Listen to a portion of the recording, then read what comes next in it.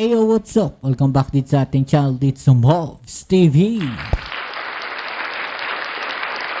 Alright, so tayo nagbabalik muli mga kababayan at eto na nga, Coco Pimentel III mga kababayan. Nako, meron po itong malaking ibinunyag at malaking pasabog mga kababayan tungkol po dito sa mga committee na hinahawakan ng majority ngayon mga kababayan. Okay, so yan ang ating alamin at pag-uusapan. Pero syempre bago ang lahat, please don't forget to subscribe, like, share, at comment dyan sa comment section.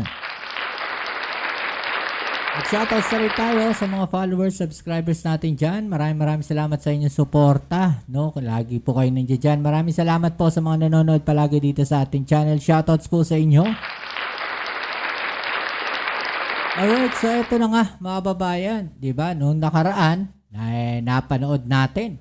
No? Talaga namang hinakot ng majority ang mga committee mga babayan, no? Sa Senate Committee mga babayan. At isa nga po dyan na nakakapagtaka, no? Kabago-bago ni Senator Marcoleta, siya pa yung humawak ng Blue Ribbon Committee.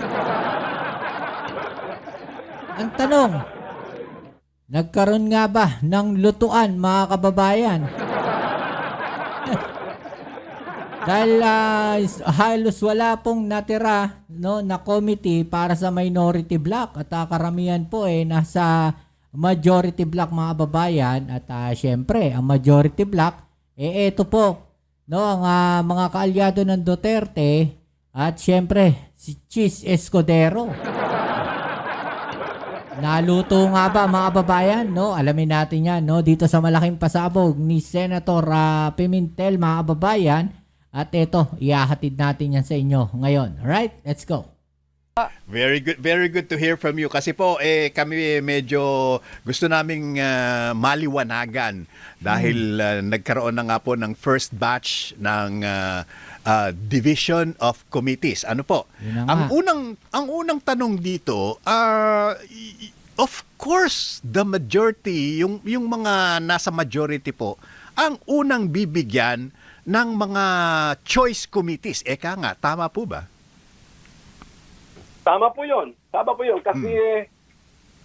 Kasi actually, although ina-announce yan ng majority leader, pinag-usapan na nila yan sa caucus. Ayun. Caucus ng majority. Mm-hmm. So, ang mga minority, hindi nila alam kung anong pinag-usapan dyan. Nako, in short mga kababayan, nagkaroon na po sila ng meeting. No? May nauna ng meeting. No? At Echipuera, syempre, yung minority block. Kaya naman na halos wala pong nakuha ang minority block at ito pong mga committee, mga babayan, nakuha po lahat halos ng nasa majority block na pinamumunuan ni Chis Escudero. Nagbayad po ba ng utang na loob? Ano sa palagay ninyo?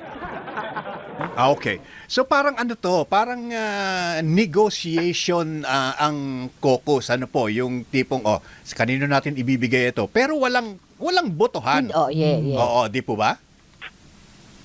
Pag walang mag-object, kunyari walang emotionally charged na objection, yun na yun. Papayagan yun na yun. Siyempre, ano bang gusto mo? Gusto ko ng Committee on Justice. Mm-hmm. Okay, so, meron ka na. So, Yeah. pag tatanungin na yung iba, gusto ko tourism. Huwag ka nang magsabi mo na akin din yan kasi nagwa one round yan eh. Okay. So, dito po sa unang batch ng mga committee chairmanship, Senator Coco, wala pa yung para dun sa tinatawag na minority of 5, sina Senator Risa, Senator Ping at iba pa. Ibig ba sabihin wala na or hindi pa lang ina-announce? Ganito muna, kung may minority of 5 ka, meron kang majority of 19. Opo. So, papapiliin mo na yung 19 na yon. So, tapos, depende sa style ng Senate President o na style ng majority, bago sila mag-second round, sana, mas patas kasi yun na i-offer na nila yung mga hindi nakuha na committee sa minority. Ayun. Tapos yung mga hindi napili kasi 44 to 45 committees yan eh. Mm-mm. So siguradong meron para sa lahat ng tao. Mm-mm. Pero in this particular case, kahit na po initial announcement pa lang, wala pang nababanggit para sa minority. Kagaya ni Alan Peter Cayetano, 4 po kagad yung committee niya. Tama. I mean, is that... 4 na agad. 4 na agad eh. Accounts, Justice and Human Rights, Higher Technical Vocationals, Science and Technology. I mean, ito ba matatawag na par for the course? Normal ba ito? Actually, kung i-zero, wag bigyan ng committees ang minority, kaya gawin ng majority yan. Malaking issue lang. Kasi ganito kasi ang reality. Sige po. Kaya kailangan makisama ka rin sa lahat ng membro ng Senado. Kasi ang rules ng Senado, hindi namin kina-cut off ang member ng Senate kung meron siyang gustong sabihin. So kung meron kang masyadong dinis-appoint na senador na ang feeling niya napaka-unfair nyo naman sa akin, di sa daily business ng Senado, pwede kayong guluhin itong senador na ito.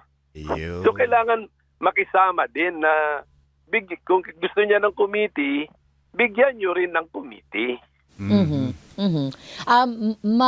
Malaking factor po ba na ikaw ay bahagi ng majority block para makakuha ng maraming committee? Okay. To get more than one committee, most likely dapat member ka ng majority block. Kung member ka ng minority block, ang pinakamaganda mo ng sitwasyon, mabibigyan ka ng isang committee. Ano po yung parang requirement para ang isang senador ay maging chair netong certain committee? Number one, sinabihan niya ang Senate President at kanyang mga kasama sa majority block na interesado siya to be chairman of that committee.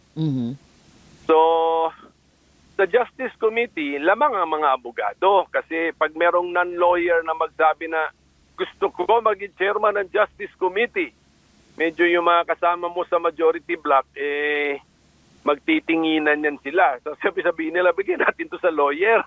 Parang gano'n. Kanya, sa Senate ngayon, wala naman doktor.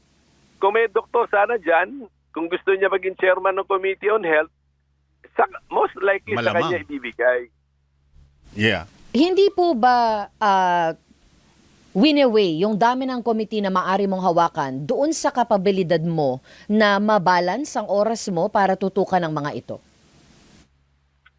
Yes, pero address yan primarily sa iyo sa senador na siyempre kakayanin mo ba yan? Pero sasabihin niya siyempre kaya ko yan. Pero ang point niyan, kung mag-aapat kasi maraming senador ang magkukuha ng 4 na committees, baka maubos ang committees and then walang ma-offer sa minority. Therefore, meron tayong posibleng malaking tampo dyan at kung malaki ang tampo ng isang member ng Senado, gamitin ngayon yung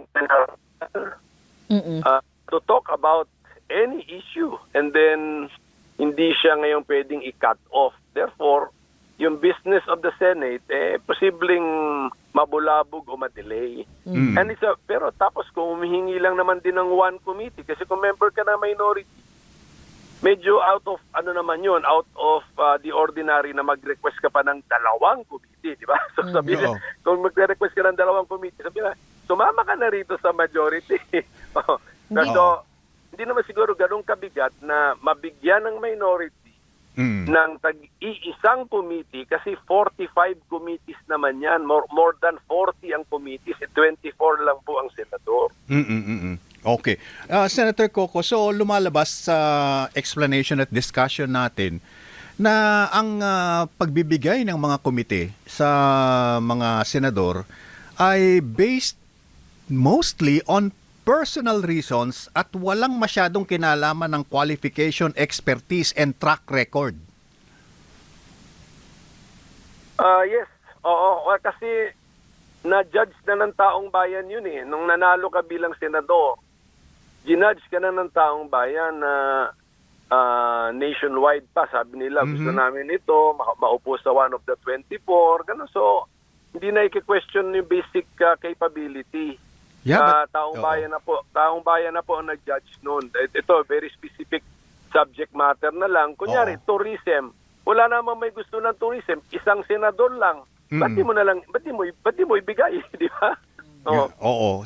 So parang parang sabi nga nila it doesn't really matter kung anong komite ang hawakan mo. I mean, napakaliit na lang yung ratio ng lawyer ka ba? O, 'di ba? Ang background mo ba ay nasa energy, ganun ba? Public or, 'di ba? Kasi mahirap, wala naman talaga eh. Committee on Public Corporations, anong qualification nun? Tungkol yun sa mga paggawa ng mga GOCC. Wala namang anong qualification nun. Wala namang specific qualification yan. Yeah. Mabuti. There are boring committees. Mabuti nga may tumatanggap eh. So, parang mga boring committees. it doesn't mean na you have the best man or woman for the job, 'di ba? Yan lang ang pagpipilian mo eh. But let me go to the the aspect of isa sa mga gumulantang sa atin. Si Bam at saka si Kiko nasa majority. May kinalaman po ba kaya ang division of committee chairmanship sa pagpili nila na maki-align sa majority? Yung Committee on Agriculture, kung gustong-gusto mo talaga yan, malabo na makuha mo yan kung nasa minority ka. Kasi kung nasa minority ka, second round ka eh. Second or even third round ka na bago ka papiliin. Oo. Pag sinabi mo, kunyari, minority ako, and then pagdating na ng panahon, anong gusto mong committee, Mr. Minority Member? Agriculture. Matagal na pong nakuha yan, binigay na namin sa member ng majority. Ganun po yun, reality po yun. Okay. Kasi kung ang committee on Agriculture, prime committee yan, pati yung isa, Committee on Basic Education ata ang kinuha ni Bam. Prime committee yan. Hindi lang isang senador ang may gusto niyan. Definitely more than one. Bakit ka pagbibigyan sa gusto mo kung member ka ng minority? Second round ka na papapiliin dun sa mga naiwan. Ganun yun eh. So, reality yun. Okay, so anong masasabi ninyo dyan, mga kababayan? So parang lumalabas, parang naluto ba yung mga committee dyan po sa majority napunta karamihan at wala natira sa minority block? Grabe, no? O ano masasabi nyo dyan, mga kababayan, no? I-comment na lang po sa ibaba yung mga opinion na atin yung pag-usapan, right? Siyan muli, kita-kits tayo sa ating next video upload. Dito muli ang yung Kuya Mobs dito sa Mobs TV. Peace. I'm out.